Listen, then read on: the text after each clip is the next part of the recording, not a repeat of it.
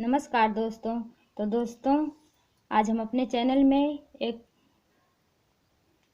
छठी माई के गीत लेकर आए हैं। फिल्मी तर्ज है और छठी माँ सब पे कृपा बनाए रखती हैं। जो सच्चे मन से उनकी पूजा करता है उन पे हमेशा दया बरसाती हैं। हम एक अपने चैनल में छठ माँ के गीत लेकर आए हैं।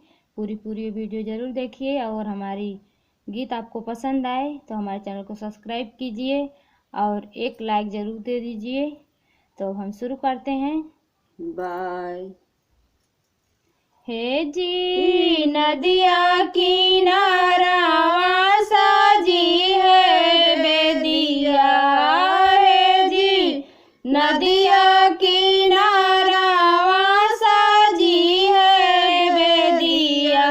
ओ पर आसना लगावेली छठिया माइया।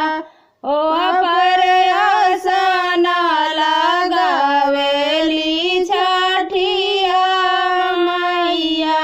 नरियाला के लवा से साजी है बेदिया। हे जी नरियाला अनरस से साजी है बेदिया। ओ पर आसना लगावेली छठिया माइया। ओह पर आसना लगावेली छठिया माइया। नदिया किनारावा साजी है बेदिया।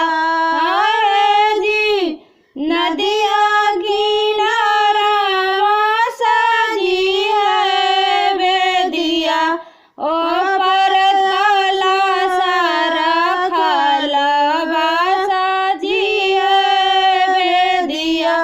ओ पर अनारस खलबा साजी है बेदिया। नदिया किनारा